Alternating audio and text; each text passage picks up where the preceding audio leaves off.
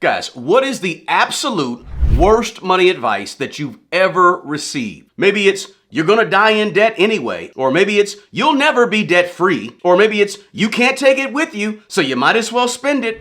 What was that worst money advice that you've received? Let me know in the comments below. Now, on this video, I'm gonna give you 5 pieces of bad money advice that broke people usually tell to poor people. And it's advice that really helps keep poor people poor. And I'm gonna give you some better ways to think about money, some better advice that helps you have more money down the road. Now look, right now on the internet or social media, anybody can give money advice. I see 20-year-olds who have never paid a bill in their life, who've never paid rent in their life, or done anything of significance with money, or faced any hard dilemma or hard decisions with money, who are actually on the internet explaining to people how to build wealth or giving out some type of money advice. Listen, it's okay to take money advice, guys, and money advice can come from anywhere. I get it.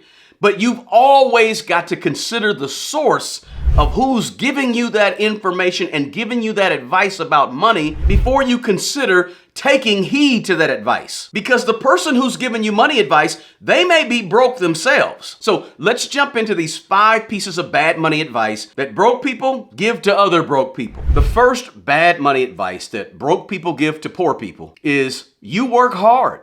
You deserve it. Treat yourself because you only live once. YOLO, right? Look, this whole you work hard for it so you deserve it is absolutely terrible financial advice. It feels good, seems like it might be the right thing to say at the right time, but the truth is it's just bad financial advice. Just because you work hard doesn't really mean you deserve anything.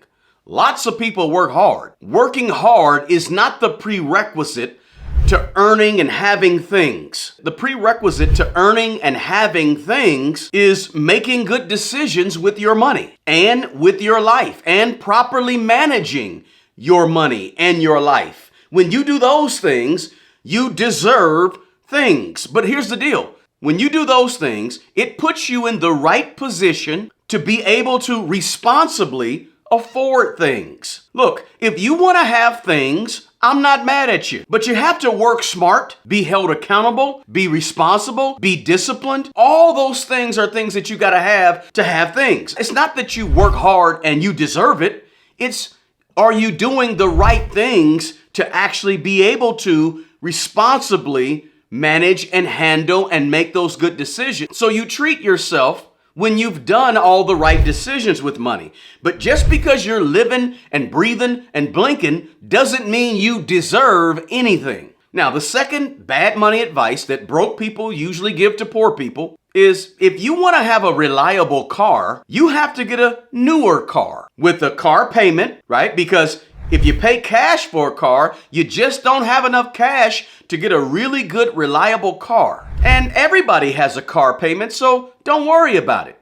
Look, bad, terrible advice, because financing a car is probably one of the worst money decisions that you could ever make. To go into debt, to pay interest, that's the paying to borrow money, on something that's going down in value, right? But the broke person says, go ahead and finance that car. Everybody's got a car payment. No, they really don't, right? Cars go down in value like a rock, straight to the bottom. And it's one of the most expensive wealth destroyers in America and other parts of the world. Financing a car is simply a wealth killer. It may look good and you may look good in it, but your net worth statement in the background is being slowly destroyed because you're financing a car because you think the newer the car, the more reliable the car. Look, if you want a nice car that gets you from point A to point B and is reliable, save up to get you a good used car and then pay cash for a nicer car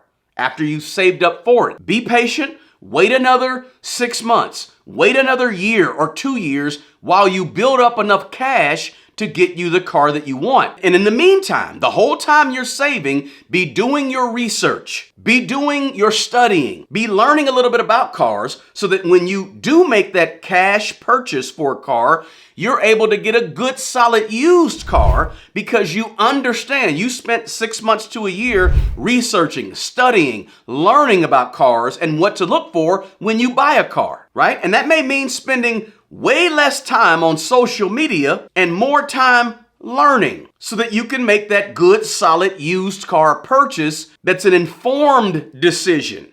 See, a lot of times with cars, people just go buy a car in a hurry. They don't take their time. They don't be patient. They don't wait. They don't learn. They don't study. They don't research.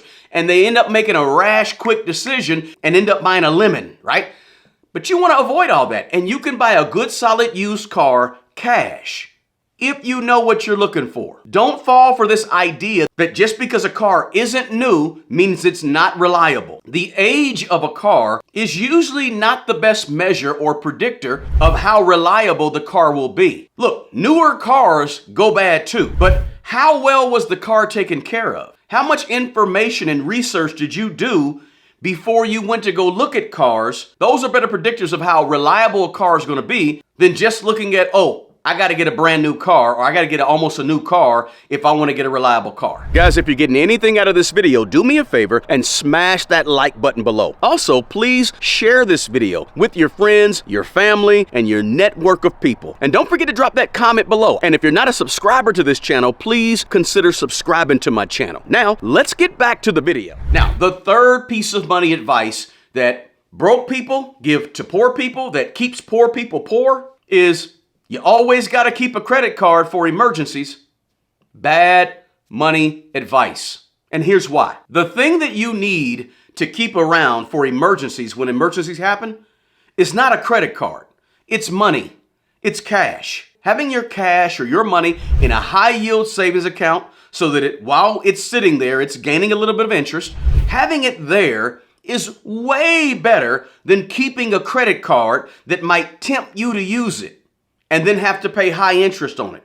Or keeping a credit card that may somehow cause you to drop $1,000 on it for something that's not really an emergency, but something that you just kind of wanted, right?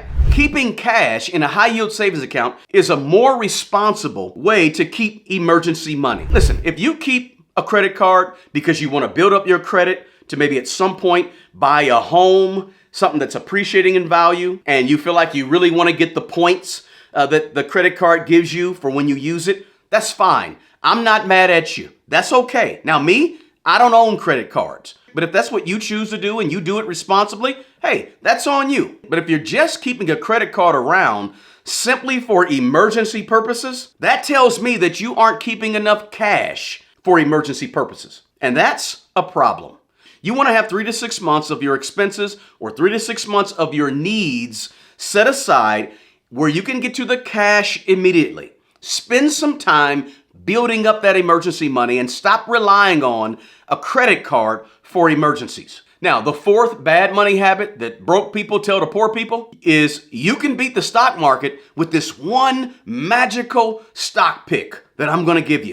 Understanding individual stock picking is a very, very difficult thing. It's not just reading an article or watching somebody on TV talk about a particular stock and how it's going, or reading one article about something and saying, you know what, that sounds good in that article. Let me go out and invest my money in this magical individual stock. Hey, if you want to invest in stocks properly, individual stocks, again, I'm not mad at you, but you got to go out and do your research. You got to go out and do your investigation. Learn about the company that you're trying to invest in, right? Read the 10Qs, read the 10Ks, go over the earnings reports, and understand the company that you'd like to invest in before you go buy their individual stock. The truth is, guys, most of us regular retail investors will never, over the course of our lifetime, typically beat the stock market with our individual stock picks over the course of a long span.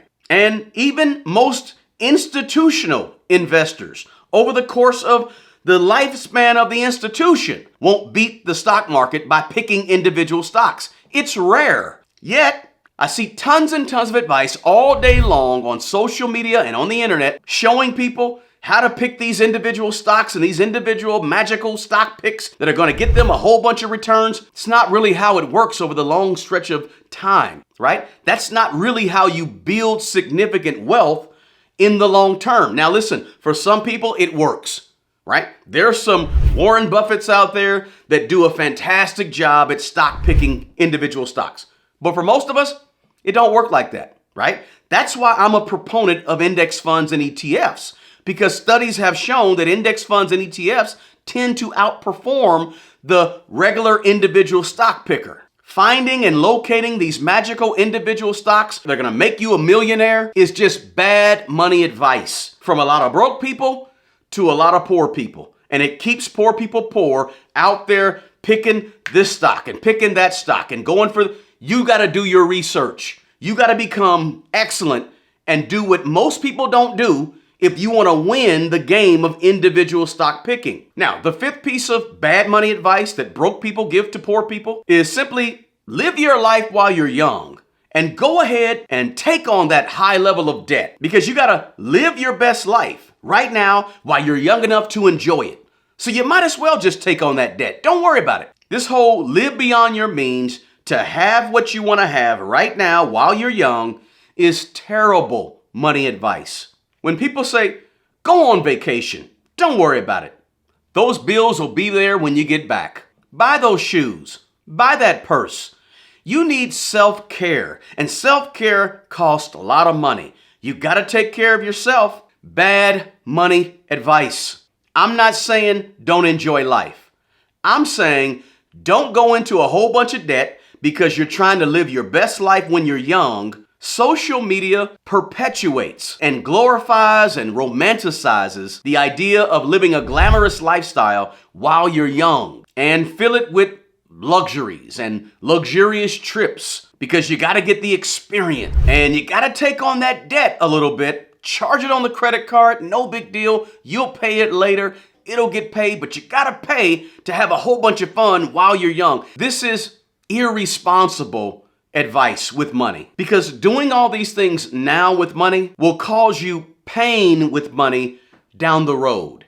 If it's going to hurt you down the road with money, don't do it today. All this pressure to overspend and go into debt, trying to keep up with a glamorous lifestyle so you can get those few pictures on Instagram or on Facebook or any other social media platform, so you can keep up with this glamorous facade that you see on your feed.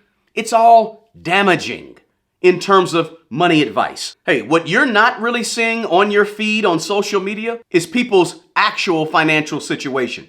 You're not seeing people's budget or lack thereof. You're not seeing people's credit card balances, right? You're not seeing the real numbers. All you're seeing is this facade. Hey, we are a TV, movies, Netflix, social media driven society. So much so that we believe what we see is real.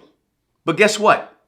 It ain't real. Your job is to stop sacrificing long-term financial stability for short-term gratification. Remember, always check the source of who is giving you money advice. And stop chasing the shiny things when it comes to financial stuff. Guys, good, solid money advice is rooted in principles that don't change. Always use your common sense. Always use your intuition. And if it sounds too good to be true, it is. The bottom line is this. If you want to learn about money, and about how to have more money, and about how to grow your money, and about how to handle your money, you have to listen to people that actually have money. Now, if you want to check out more solid money advice and get my opinion about the top 5 investments you need to strongly consider having in your investment portfolio, you need to check out this video right here next. Peace.